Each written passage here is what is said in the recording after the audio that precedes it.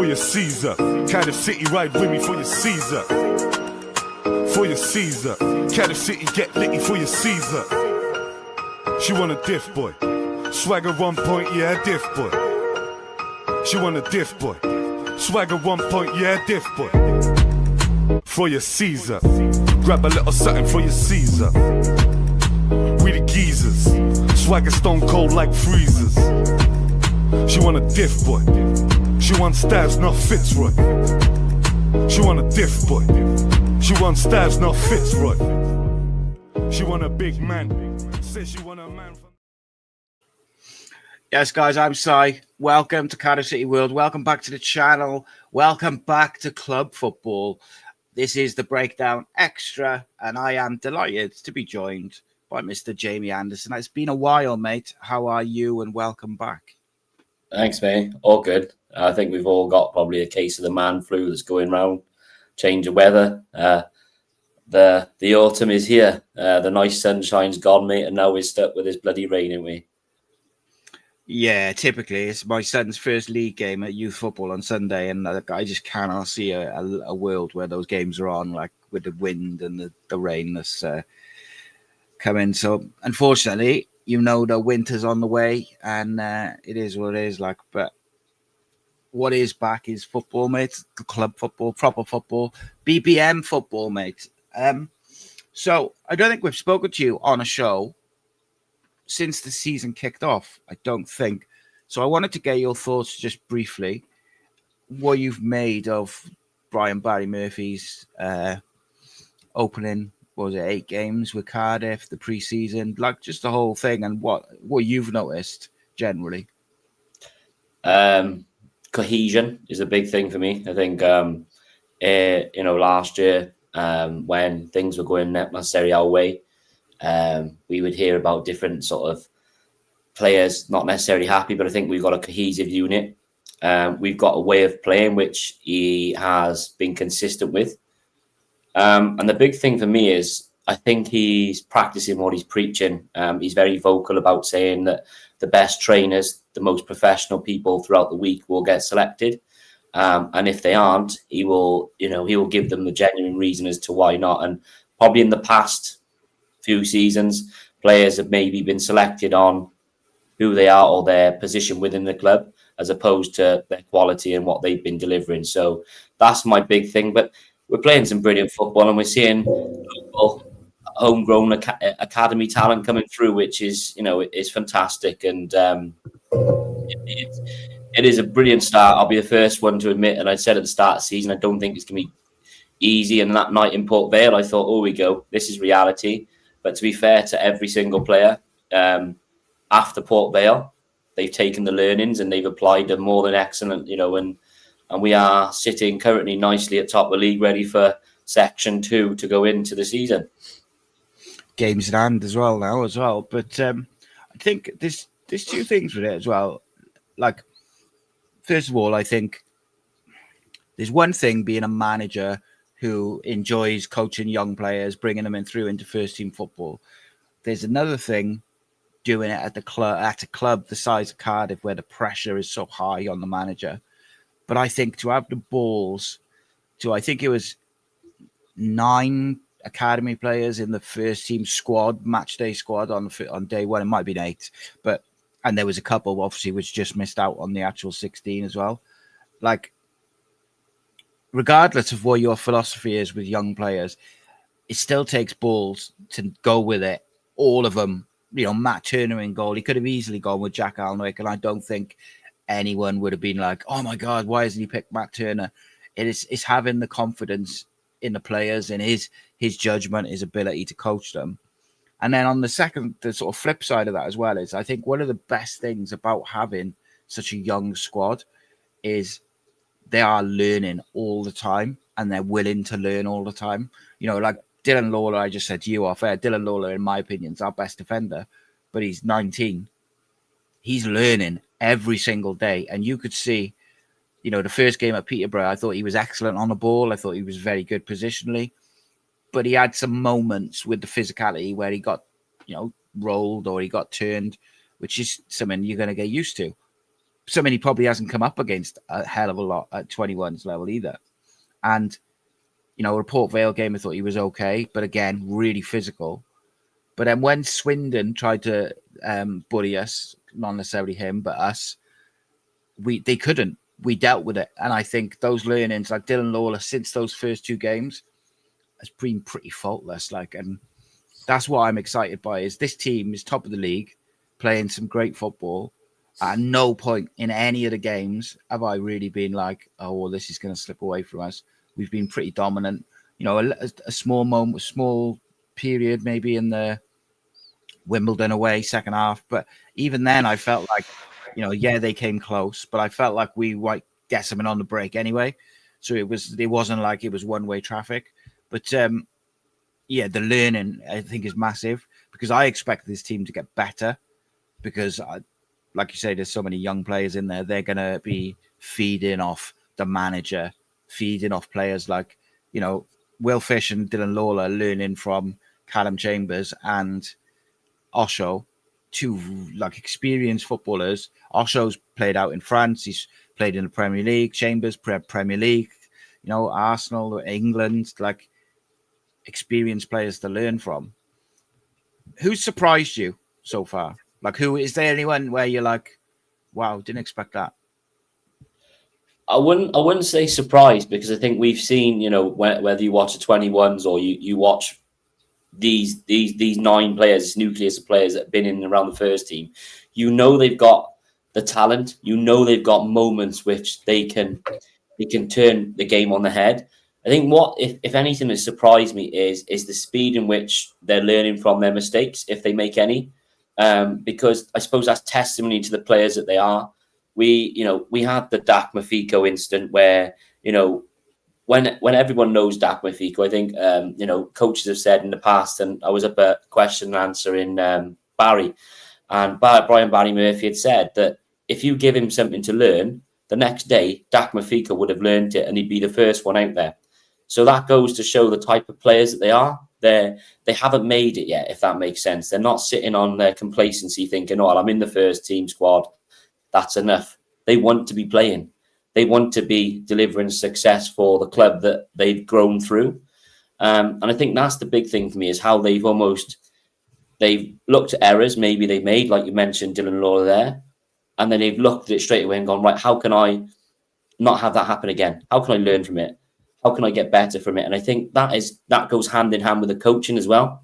The environment, that if you're not playing, for example, Callum Chambers, I personally haven't seen Callum Chambers look frustrated or angered that he's not playing. And again, like we said about before, is captaincy comes in different shapes and forms. Joe Ralls, for example, was you know, captain. He wasn't always playing, but it didn't stop him leading and mentoring the players that are there. And I think, you know, you're seeing the likes of Ruben Colwill now, with that added sort of name tag, that vice captain, showing the likes of, let's say, the Wales selectors, hang on a minute, don't forget about me, because we know there's a player in Ruben Colwill. We know that. But this year we've seen, I would say, the real Ruben Colwill. And yes, I know it's been mentioned that it's League One, and I completely understand that. But at the end of the day, you've got to play what's in front of you. And he's scoring some bloody brilliant goals, isn't he? And he's a catalyst to this team, and you know, long may it continue. Yeah, and I think on Ruben, mate, as well, is like there's a couple of things which were out of his hands, which I think have helped him this year. For instance, he's got runners around him now. He's got a midfield behind him that suits the way he wants to play. So he's not having to. What game was it? I forget what game it was last year, but I was watching a completely different part of the ground, and me and my son were watching, and Ruben starts in the 10. He's in the pocket. He's looking for the ball, and he just never got the ball. And by probably 5-10 minutes into the second half, he was receiving the ball off the centre-backs in his own half. And my son just said to him, Dad, if I did that, because he plays the same position, he'd be like, you'd be shouting at me for being too deep. Like, and I said, yeah, he's so desperate to get on the ball that he's going deeper and deeper to get it. And I think now he doesn't need to do that. So, but that's not to say that he's, you know, staying up with a striker as such in the 10. because I think we're seeing a Ruben Colwill who's working harder than he's ever worked. Now, I was someone who said he worked hard anyway, and I was someone who kind of pointed, when people used to call him lazy and stuff, I used to point out, like, out of all our attackers, he's the one who wins the ball back the most.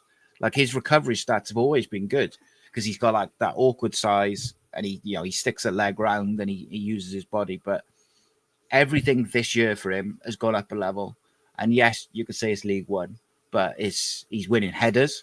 We're using him for headers. Like when we defend a free kick from sort of in the opponent's half, he sprints back and stands in front of the defence in the number 6 role to win the headers. I just think it's interesting. I think it's all about, it's a cohesion thing in terms of the players around him. He's got runners and width, because our wingers, they got chalk on their boots at all times. The coach believes in him. You could tell that from pre-season. The first couple of press conferences, he was like, Ruben's the face of this club, and like he really built him up. And that's why I think I said in a couple of shows, I wouldn't be shocked if he's the captain. If he goes with like a younger captain, I think he might go with Ruben just by what he was kind of talking about, or the way he was talking about him.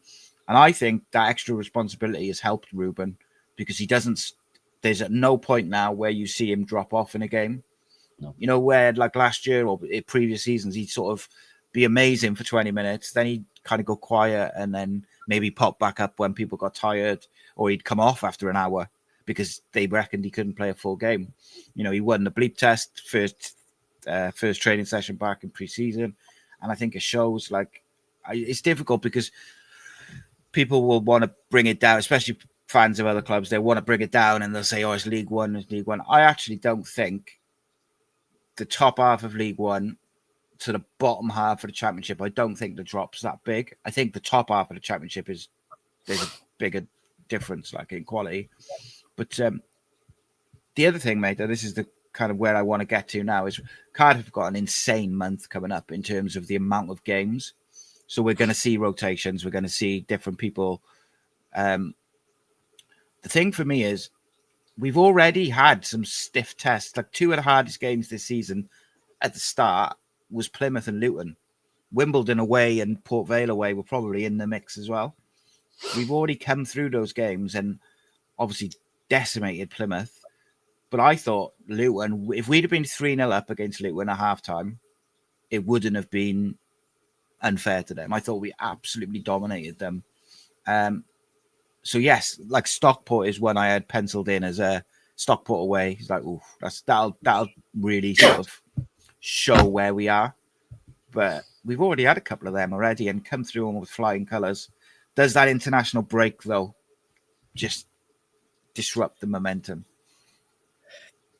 It's a tough one, isn't it? Because you'd say straight away, yeah, most probably. But then we've also got the likes of Alex Robertson, Perry NG, David Turnbull, who were probably 2 or 3 weeks out from coming back from injury, who I think the club have dropped the training video in the last hour, who are in training looking quite, fit and what have you. So you could look at it both ways and say, actually, we've had a few players that have gone and played, in Kazakhstan. So they've had that hard, like sort of traveling and things like that. So the likes of Dylan Lawler, maybe Roland Capacchio, where he's played yet, like last night. Does Perry then come back in? I suppose this is where Barry Murphy now and his team will be tested more, because luckily he's had that experience with Rochdale, I suppose, where he was used to the quick turnaround in games. But yeah, momentum was flying. Like you said, we played Plymouth off the park. Tom Cleverley was very, very, complimentary of the way we played. And that's one thing I like is, even if we're 2-0 up, even if it's 3, our manager wants more. We're not making changes, for example, and going 5 at the back, seeing out a 2-0 win. We're going for 3, 4, 5. And everybody wants a bit of the action. And like you said, Ruben Colwill, I can't believe his physicality this year. Like, no one's able to get the ball off him. Like you said, he's using his body. His brother, he's complimented him so well. You've got Ryan Wintle, who is doing the doggedness in the number 6 role, where he's just smashing people. He's clearing the ball. So there's all these complementary parts that I think Barry Murphy has done his homework on. He's looked at them and he said, right, maybe the freshness is a big thing for us. But with youngsters, you've got to nurture them with the right type of people around them. And like you said, Stockport Saturday, if it's going to be hammering down like it is now, it's going to be a different a different game altogether, followed by your Exeter on Tuesday night, followed by Saturday again. So it is a big, big month ahead. So with that Stockport game, it's interesting because say we'd had Stockport next game without the international break. If you'd have asked me, like, what do you reckon the score is going to be? I'd have said, I think 1 or 2-0, maybe 2-1 to Cardiff, but I think we'll go there and win because we just had that momentum, that belief, everything. It was just like we felt like, especially watching that Plymouth game, you just felt like the players believed, we're going to win and we're going to win playing good stuff sort of thing. They had that belief. And I just hope that that momentum isn't disrupted by the break. And then on the other side of it, I look at the side, right? Capaccio and Bagan both playing so well for Cardiff. The Fish and Lawler, I don't really want to break that up if I have to, because I think they're building a really good partnership. Like you said, Wintel's doing a great job. Joel Colwell's been electric the last couple of games, especially since Di Turnbull got his injury. Ruben's been Ruben. Willock has come into it doing really well. I think Ashford wasn't at his best against Plymouth, but I thought he's been very good under Brian Barry Murphy. And then you've got Yusuf Salic, who isn't getting the goals, but I think he's doing some great link-up play.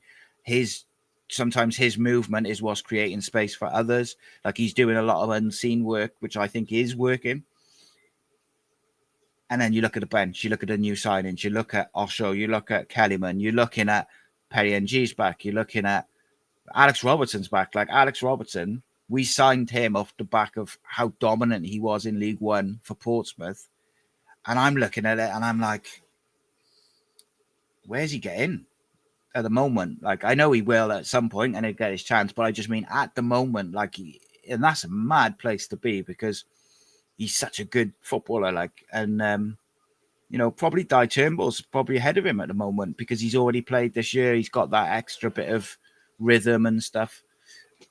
Where do you stand, in an ideal world, right? So let's say the ones that are back from injury. Obviously, Eli's out long term. Let's say that the players who've been on international duty are fit enough to start. Would you like to see the same 11 versus Stockport that we've seen the last two games? Or would you like to maybe drip in a couple of more experience, drip in an NG away from home in the rain? Like, where do you stand with it? It's that old thing, isn't it? Do you change a winning team? Which we've not had in years gone by. Naturally, it is. And naturally, I think fans want to see, because we've signed so little players, we've only signed the 3 players, which again is uncommon for us. You'd want to see if we can see the likes of Kellyman start a game. But is it the type of game away at Stockport on a horrible day that it might be that is going to fit his way of playing? You'd probably say there. Whereas, again, do you then say, Ronan, you've played, was it 70 minutes, I think it was last night? Right, we're going to put Perry in there and we're going to maybe we're going to get a fight, I suppose. But I just think you can't change the attacking, especially the attacking 3, 4 up front, whatever it is, maybe 5 players are there. They're already in tune with each other. They're just in sync. You can see it. Ruben Colwill flicks a ball around the corner, or he's just off Salih, and then you've got your wingers bombarding on. You've got the likes of Ryan Wintel pinging a diagonal, but not just pinging a diagonal ball. It's the trigger. When does that? As soon as Wintel's got that ball, our wingers are bombing on. So again, tinkering too many things, and we've done that in the past. Kind of can overcomplicate it, if that makes sense. I think it's get your job done early against Stockport, then look at we'll start saving legs, because I know their manager's been criticised this week because of the outburst he had after the game, which is sort of divided their fans. But that was last weekend. They're going to have a bounce back of some sort this weekend on their own patch, and again we'll have no roof over our heads, so we're all going to be soaked up in Edgeley Park. But it's going to be a tough game, and I think every game in the League One is tough, especially at the start. You've got to put your own footprint on it, and you've got to be, it sounds daft, win your battles. Don't give any easy in sort of thing. And again, the only maybe thing I'd like to see is if Dylan Lawler maybe bring Osho in just for that experience at the back. maybe play Osho and Fish. But again, I suppose that does have a risk if you change your central half partnership when you're keeping clean sheets. Maybe Nathan Trott might not be sort of understanding yet of Osho, how he plays and so on and so forth. But it's great you can have those selection headaches, isn't it, when you're winning games? Yeah, it's nice things to have, isn't it? That you're like, I don't really want to change it, but then you've got that type of quality player to come in. And look, we got loads of games coming up, so there's players are going to get their opportunities. I think in the cup games we might see one or two youngsters jumped in as well. You've got to give Joel Bagan a rest at some point. Like, he can't play every minute of every tournament or every competition. Yeah. Like, the Stockport manager thing's interesting, right? Because normally when a manager singles out players and criticizes the players like that publicly, it goes one of two ways. And he'll either get a really big reaction from that playing squad and they'll be real difficult to beat, or they're done with him and we might be playing them at the really good time because they're kind of falling apart. He's a real good manager, Shalinar is, and I got a lot of time for him, actually. I think maybe there's probably things going on behind the scenes that have caused that outburst, whether it's a bit of pressure, whether he didn't get the players he wanted in the window, or, all these different things that managers deal with, because they were one of the best teams in League One last year and they were very unlucky not to go up. So I think that away at Stockport for me was one of the games where I was like, if you can get a point there at the start of the season, I thought if you get a point there, that's good. Yeah. But then you see the way they performed against Plymouth, and then you see how we performed against Plymouth. And if football was linear, which it's not, of course, but if football form was like horse racing form and, it's linear, it's like, well, we beat Plymouth 4-0.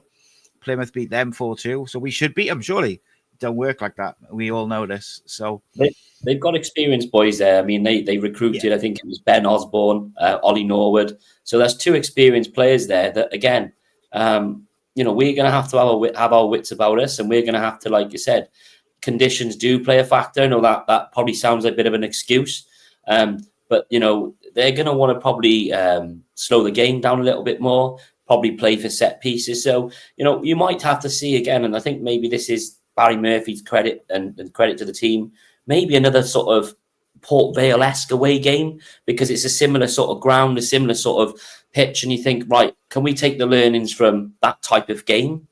Can we take that into each other game and learn little percentages that then we can apply? And if we do that, I think we'll be fine.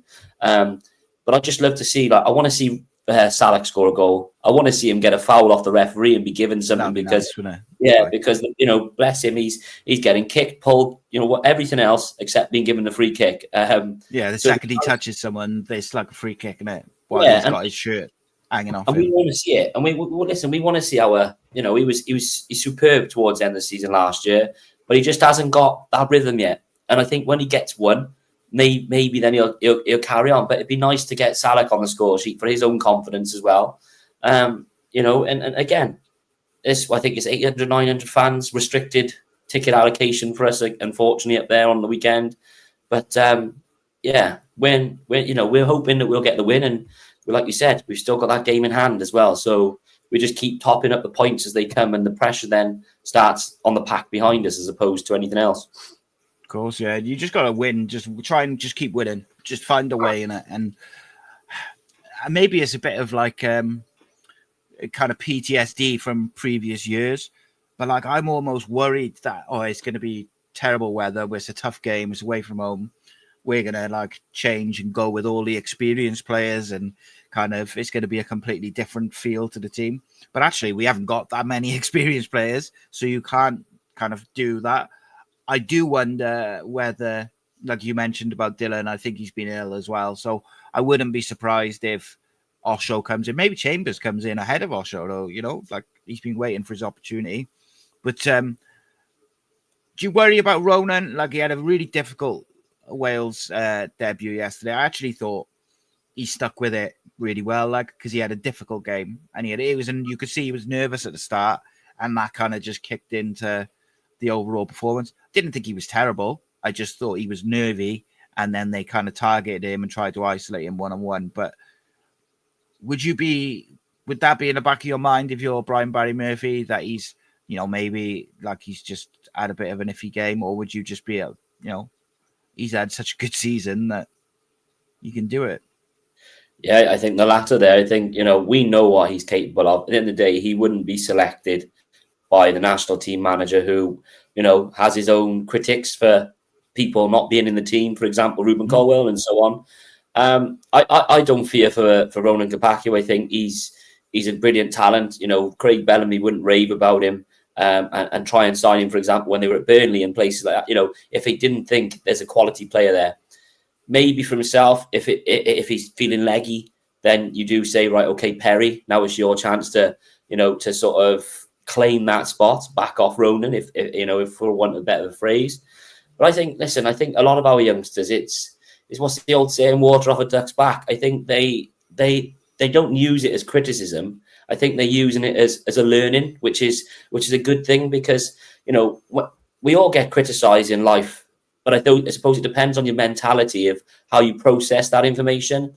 If you let it, every little bit of criticism affect you, then you're going to struggle in football or in any profession. But I think the boys are kind of, they've got a good environment, and I talk about that environment because in previous years we know what it's been like. It hasn't probably been the best because you've been losing games and stuff like that. But there's a coaching team there now that are all in sync together. You've got people now in roles that probably should have been in there a few seasons ago, analysts, data analysts, and all these things, which go unnoticed.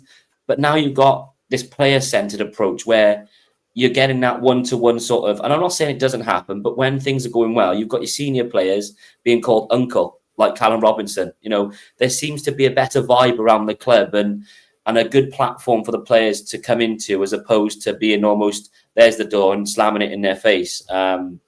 Because I think the club is more aligned from the 18s to the 21 to the first team now than it probably has been in the last, say, 5-6 seasons. Yeah, and I mean, like the 21s are setting up in the same way as the first team. They're playing this, trying to play out from the back. They're playing the same style of football. You know, the two attacking eights, the wingers wide, etc. You know, to the best they can, because obviously they've been decimated with so many players going up to the first team, and it's something that they've got to deal with. But interestingly, one player I did want to quickly make mention of was Mafiko. You mentioned him earlier. He had that difficult debut at left back, out of position. And then against Cheltenham, you really saw like the player that he is. And, you know, you will have seen more of him than me because you've seen much more of the 21s last year than what I did. I did watch a fair bit of him, but like he, to me, if he can fulfill his potential and just fill out a little bit physically, like he looks to me like he's going to be Cardiff City's version of like a Kante or someone like that. Like he just is reading of the game. And I say that not because of his stature, like it's his reading of the game, which I find fascinating for like someone so young. You can't coach that. Like you cannot coach that. And I think if he can find a way to deal with the game, like League One and whatever, hopefully Championship next year physically, I think he could be another one which is off the conveyor belt who's just unreal, like, you know, and maybe he'll get his chance because we haven't really got a 6 now without Eli. I know Alex Robertson played as a 6 for the manager previously, but he hasn't really done that role for us yet. So maybe Mafiko gets his chance. I actually think he might play on Tuesday against Exeter, funny enough. But Kellyman came in. What did you make of that signing? It was very good, wasn't it? Because by the club, I think everybody was putting 2 and 2 together, thinking it'd be the Man City winger. And I think a lot of revision was going into who's Barry Murphy got connections with and so on and so forth.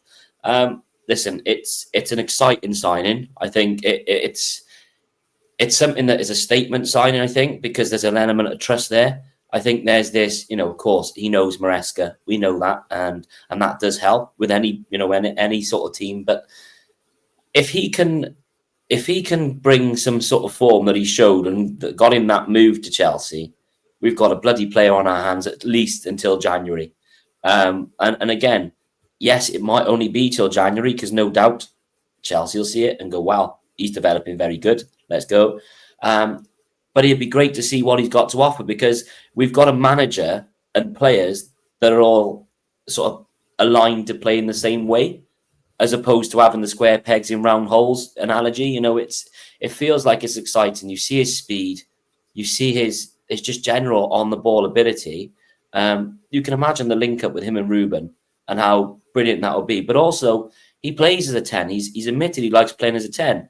So there's that sort of dangling carrot there to say to Ruben, well, hang on a minute. Remember, Kellyman's a 10. You know, it's all this competition that's going on that players then have to feel like they're almost any bit of complacency, the next player's up. Yeah, it's a very, very exciting signing. And I think it'd be, you know, for many people, myself, I had to look at him and go, who's this guy? And I know we all look at the YouTube highlights or we go back and look at stats, and every little thing that you look at him, it just excites you. And again, you can just imagine him, you know, scoring a 35-yard worldie, hopefully, and just going, that's what I'm about, you know, hopefully that'll happen. Yeah, and I do think with Kellyman, I think we as fans we've got to be patient, because I think you've got to understand he's coming back from surgery. He hasn't played any football yet, so it's going to take him time to get up to that full match fitness and rhythm. And I think we'll see a lot of 15, 20 minutes end of games. What will be really fascinating, mate, is does he give him a half or an hour against Exeter on Tuesday? Mm-hmm. Because I think that will give you an indication of how far off he is from a kind of match fitness point of view. If they feel like he's way off, I would expect him to just keep coming off the bench for a few, good few weeks. If they feel like he's not that far off, bless you, mate. A good hour or so against Exeter on Tuesday could be massive, because that's really beneficial. And look, he's far too good for League One. We know this.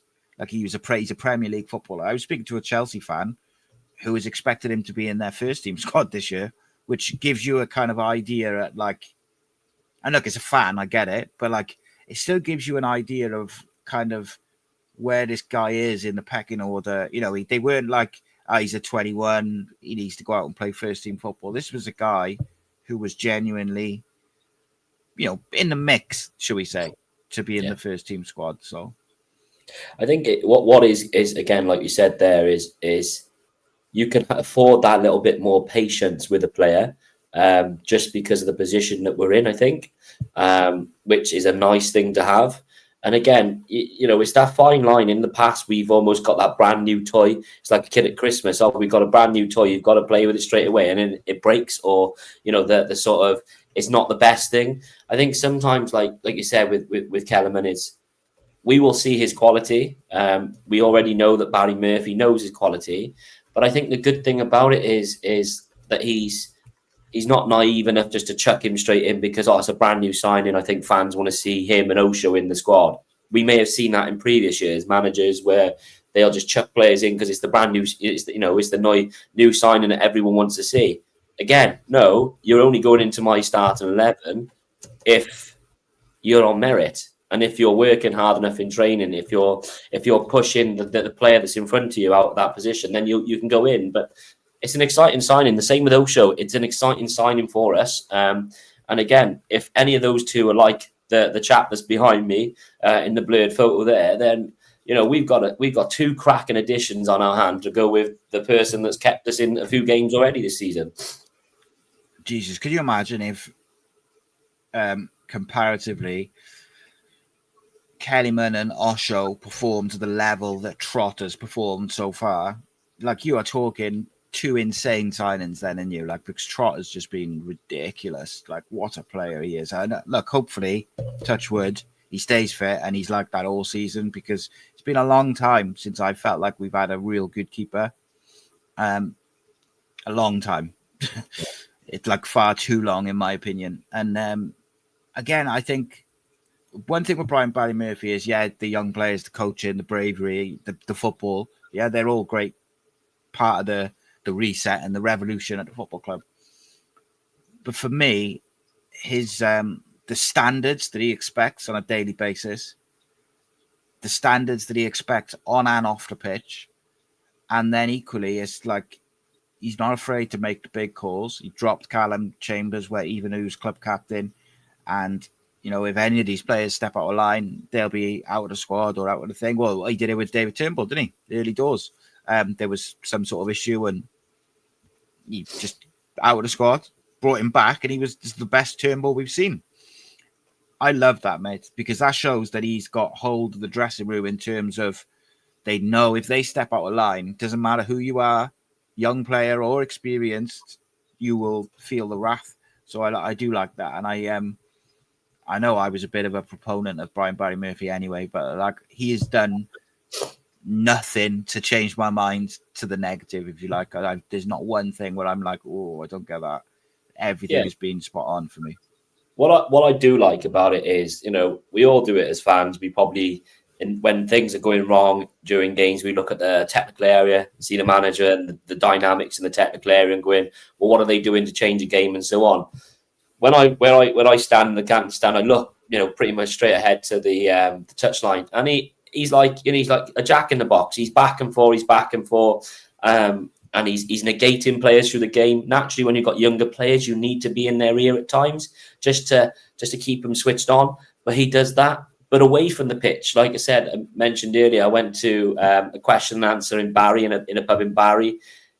You know, he's done that in Barry. He's done one, I think, with my stag. So he's showing this willingness to go out and engage with supporters. When I've been outside the stadium with my daughter and things like that, he's been fantastic. You know, he stops the fans, whether it's pouring down a rain and so on. He's got this approachableness that, you know, I know previous managers have had that. And I know some people say, well, that's the least that they can do. But you could also be getting blown away with where we are and things like that and thinking everything's going well and being on a high horse. But I don't think he's like that. He mentions about his coaching staff, that when he came to the question and answer, he left his coaching staff there to deliver a session. And he knew, because of the level of trust that he's got in the likes of Lee Riley and Kevin Gibbons, that everything would be done to how he would do it himself.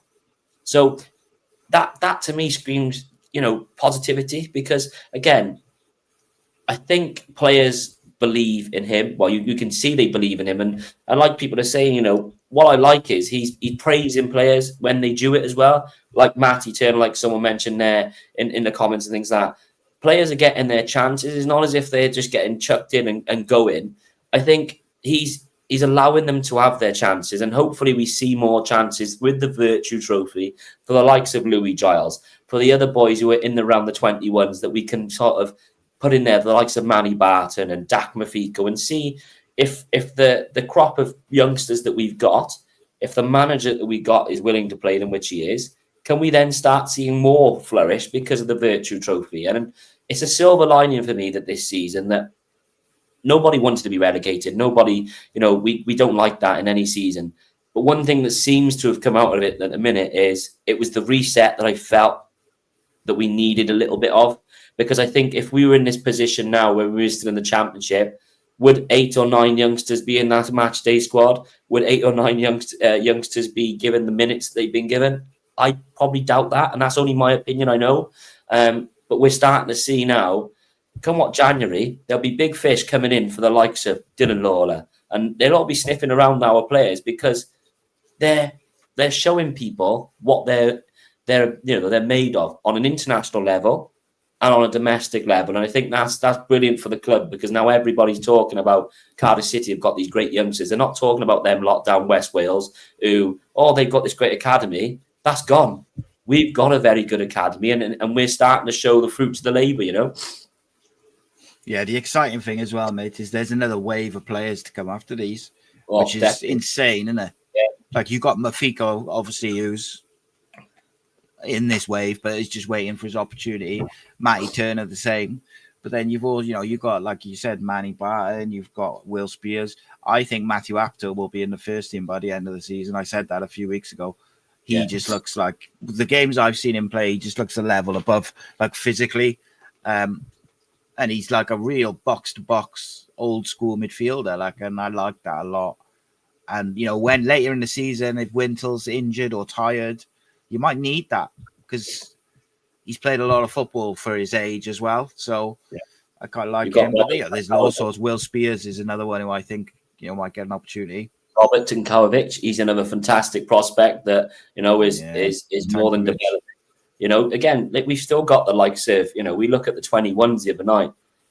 We've got Tanatsu Naikua, who, is no fluke that he's being talked about by several people. His speed, his willingness to drive. He is an old school winger that is not afraid of anybody. And I think that's why we've seen snippets of him in the first team games, like when he came on against Plymouth, that there's that level of trust. We've got some great defenders as well. We've got, the likes of Gabriel now, who was in a match day squad not so long ago.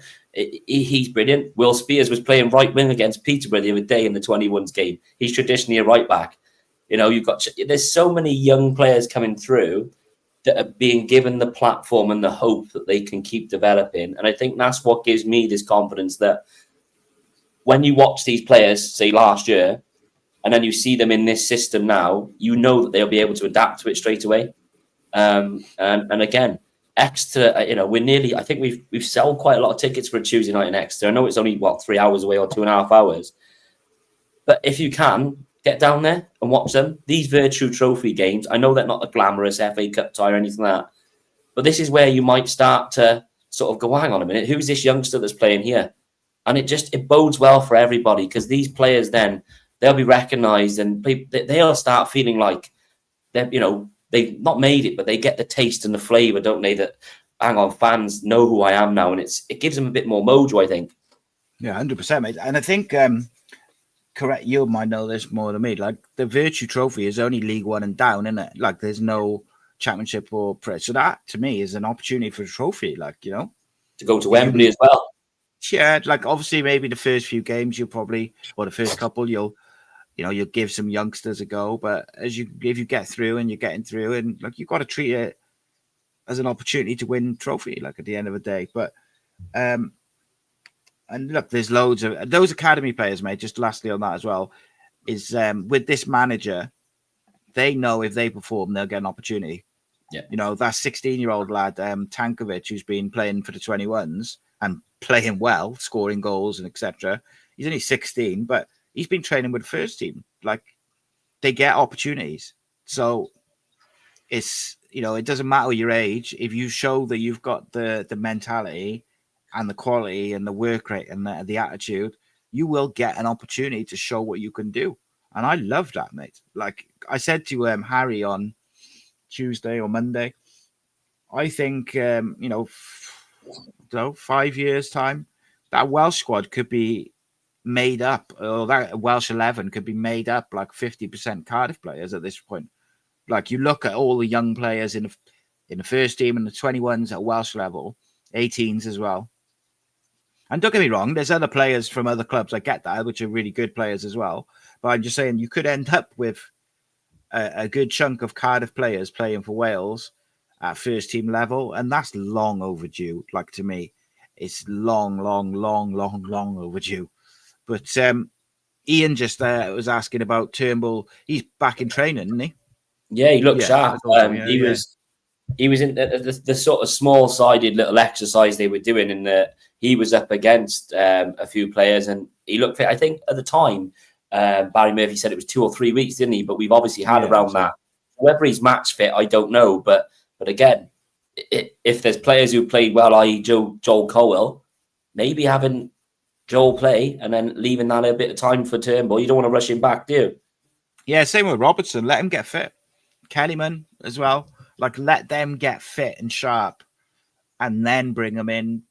Like, and for me, I said this about Osho, but it goes for all of them. Kellyman, Osho, the ones coming back from injury, they got to earn their spots in that 11. First of all, they got to earn a spot in the squad because not everyone could be in the squad. Then they got to earn a spot in the 11.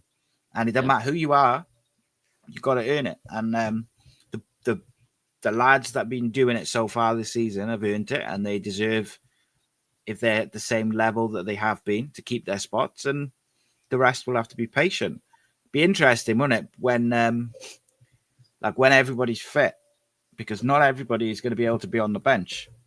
And I know I've got my opinion on, I'd rather, as long as you've got cover for your sort of centre back and full back areas, even if it's one player covering like a couple of positions, I'd rather see as many creative and attacking options as possible on the bench.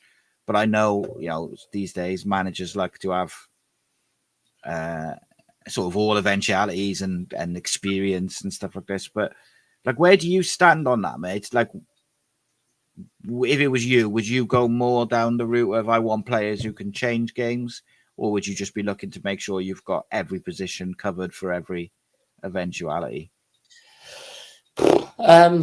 It's a tough one, isn't it? Because you've got to have confidence in your starting 11, and I think you always want to see that mix, don't you? Because sometimes games don't go swimmingly. You're not going to get a 4-0 every week, are you? So there might be a case where, for example, at Port Vale, where you have to have that extra centre back or that extra 2 defenders on the bench just in case you need to go 5 at the back or you need to put an extra holder in there. But we always love seeing attack based, don't we? Again, and if we're led to believe, and what we're seeing at the minute is attack is our best form of defence. So if you see a bench, say on Saturday now, where Kellyman's on there, you've got an Isaac Davis who's on the bench. You've got, Callum Robinson, for example. You've got 3 very, very strong frontmen there that will, and I know people say Callum Robinson hasn't done as much maybe as he wants to, first and foremost, and he hasn't done as much as maybe we expect. But there's people who are keeping him up the team. And I think that's the good thing that we're in now, that we're not almost reliant on the likes of him or Salek to score the goals for us. Whereas previously we were. But yeah, I like to see an attacking bench. I know that sounds silly, because then you're thinking, if we need to go for it, we've got that ammunition off the bench. But also if we're 2-3 up, continue that momentum. So yeah, I personally like going for an attack-minded bench, but then that's just me being greedy, I think. So interestingly, just looking at the bench from Plymouth, you had Matty Turner, Callum Chambers, Perry NG, and then Mafiko, Isaac, Naikahawa, Robinson. But you've got to add Osho, Alex Robertson, Kellyman, and Di Turnbull to that list. So that's 4 players who you'd think probably would be in the first team squad. Yeah. Like, who are you dropping? Do you know what I mean? Like, we say, like, we haven't got that much depth. I thought I saw a comment earlier, someone saying we haven't got that much depth, so we do need to rotate and stuff like that. But equally, like, when you look at that, like, 4 of those players, if you say all 4 of those players I mentioned there in the 2 new signings and Robertson and Turnbull are going to come in, 4 of those players that I just named off the bench have got to drop out, or 4 from the first team, I guess. Like, it's insane, mate. It's nuts, because when you look at it, is ultimately, like you said, when the transfer window was still open, you could look at, say, 3 at least of those experienced players as ones that people were possibly touting around and thinking that maybe they were unhappy, and because they were on the bench at their age and so on, or their role they weren't happy with. It was all hearsay, of course. But people were almost saying, well, they may leave the club. They may leave the club because they're not going to be happy sitting on the bench. Possibly, you could argue that because of this transparency that the manager has implemented, and he's continuously doing it as we currently speak, and I know things are going well, so naturally everyone should be happy.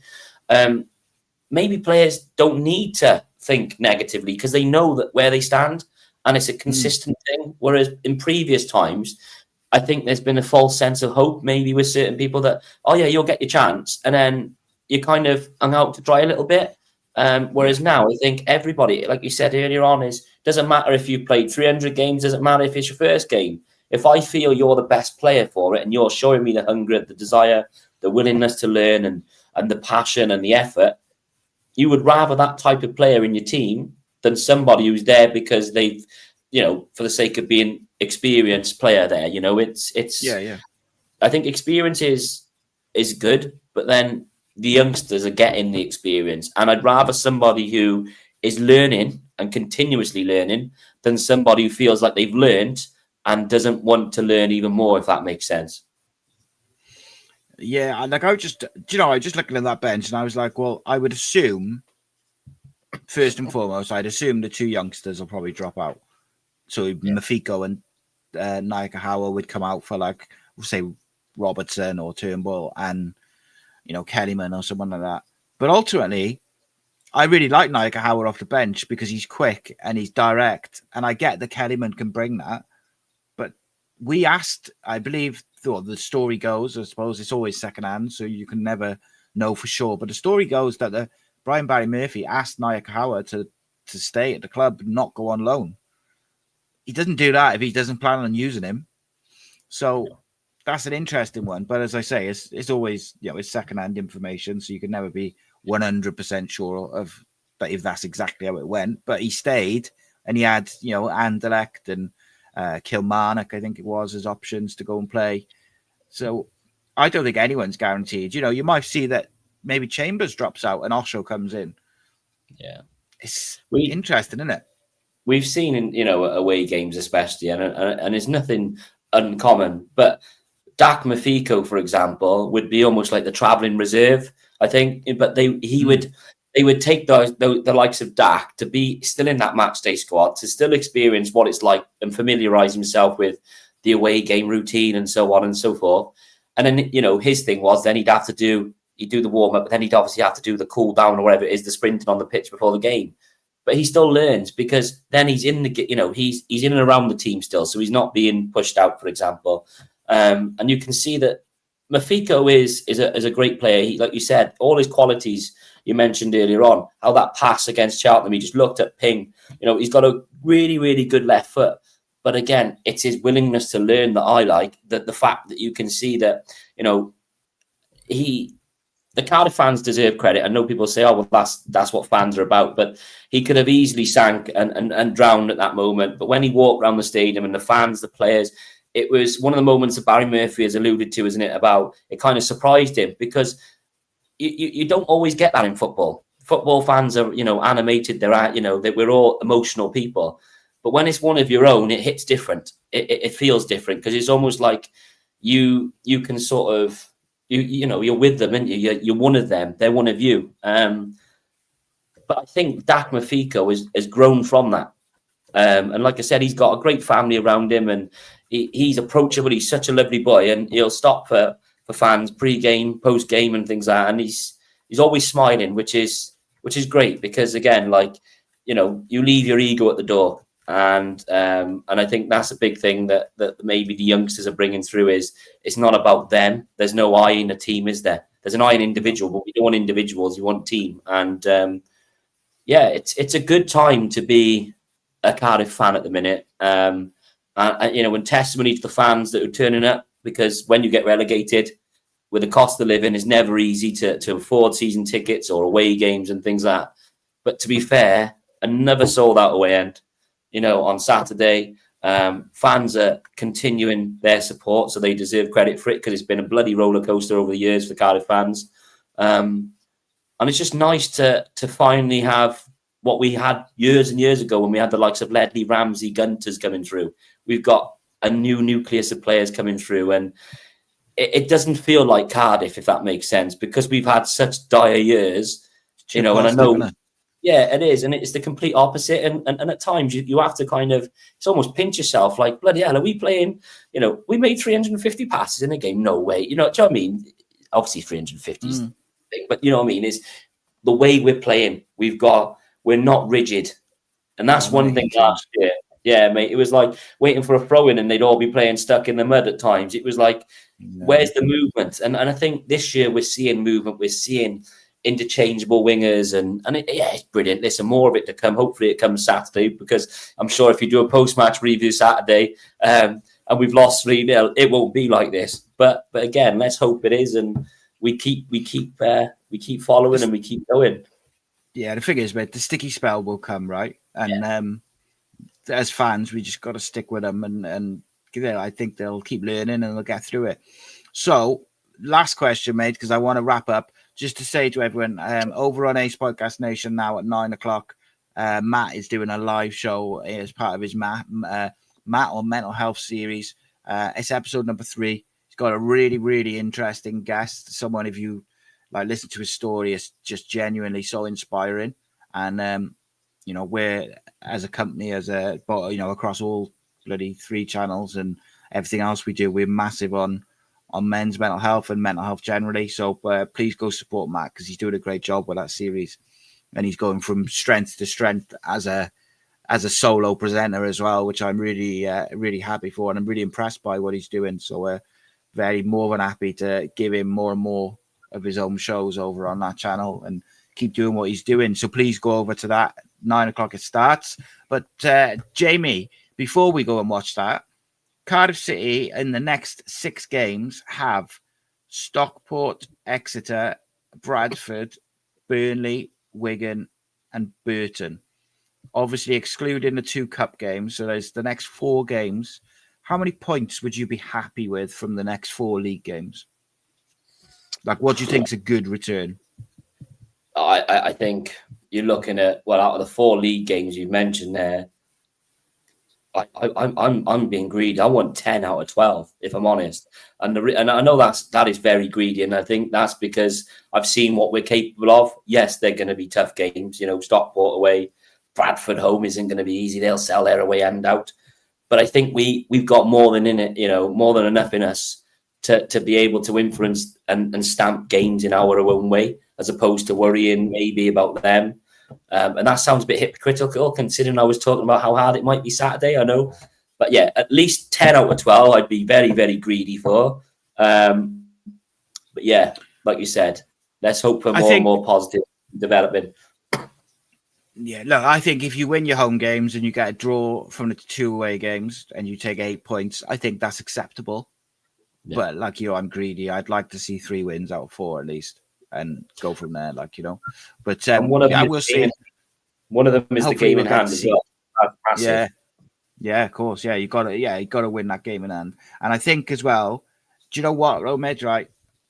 On the subject of being greedy, very quickly, if we was to win those 4 games, I think we open up a bit of a gap with the game in hand, and the other teams don't seem to have been able to find the consistency that we found so far.